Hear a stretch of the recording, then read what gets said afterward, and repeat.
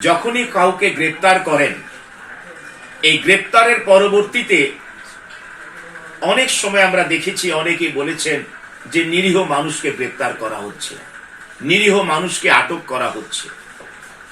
প্রথমত, একজন police officer তার দায়িত্ব পালন করতে গিয়ে কোন কগনাইজেবল অফেন্সের সাথে রিলেটেড কোন ব্যক্তিকে যখন আটক করেন বা গ্রেপ্তার করেন এবং যখন আদালতে তাকে প্রেরণ করা হয়, সেই ক্ষেত্রে আদালতের প্রেরণের পরবর্তীতে সংশ্লিষ্ট বিজ্ঞ আইনজীবীর দায়িত্ব হচ্ছে আদালতকে স্যাটিসফাই করা যে ব্যক্তিকে আটক করা হয়েছে, যে ব্যক্তিকে আদালতে সোপর্দ করা হয়েছে, সেই ব্যক্তিটি প্রকৃতপক্ষে কোনো অপরাধ সংগঠন করেন নাই এবং সেই ব্যক্তিকে উদ্দেশ্যমূলকভাবে অযথা হয়রানির উদ্দেশ্যে তাকে গ্রেপ্তার করা হয়েছে।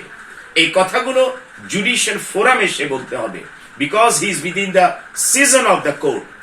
এর বাহিরে বললে প্রকৃতপক্ষের কোনো প্রতিকার থাকে না। কাজে আইনের আওতায় যেই সমস্ত ব্যক্তিরা আসবেন, হতে পারে কোনো ব্যক্তি নির্দোষ ব্যক্তি হতে পারেন, আমি দ্বিমত পোষণ করছি না, কিন্তু সেই ফোরামটা হচ্ছে বিফোর দি লার্নেড কোর্ট। সেখানে একজন বিজ্ঞ আইনজীবীর দায়িত্ব হচ্ছে আদালতকে স্যাটিসফাই করা যে প্রকৃতপক্ষে এই লোকটি নির্দোষ।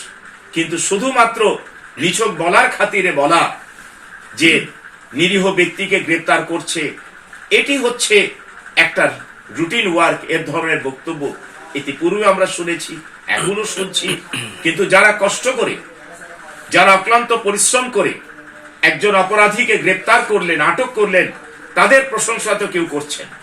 কাজে ল এনফোর্সিং এজেন্সির যারা মেম্বার, টিমের যারা মেম্বার, তাদের এই উদ্যোগটাকেও আপনাকে স্বাগত জানাতে হবে।